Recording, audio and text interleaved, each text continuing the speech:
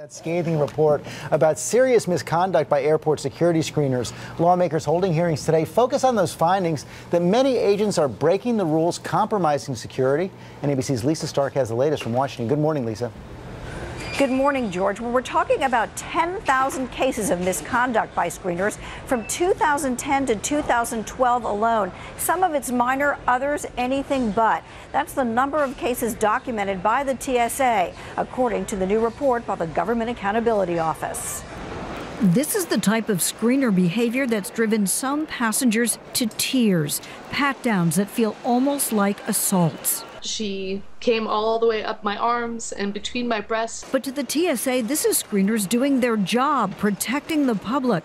What's more concerning is those who fall down on the job. And the new report finds nearly 2,000 cases of screeners who are sleeping, not following procedures, even allowing relatives to bypass checkpoints. I get worried about this because in the history of air terrorism, employee security has been the one gap that has been the hardest gap to cover.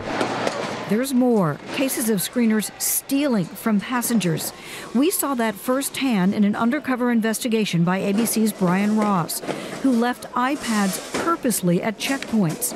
9 of 10 were returned, but not in Orlando, where a screener snagged the device. Ross was able to trace it to the screener's home. Is it here? No, sir. But a tracking alarm on the iPad proved otherwise. The screener was fired. TSA says it holds its workers to the highest ethical standards and has zero tolerance for misconduct. But the report found that with sleeping screeners, for example, the punishment was lower than TSA's guidelines recommended in half the cases. The recommended punishment, anywhere from a 14-day suspension to outright firing. Many screeners got nothing more than a letter of reprimand.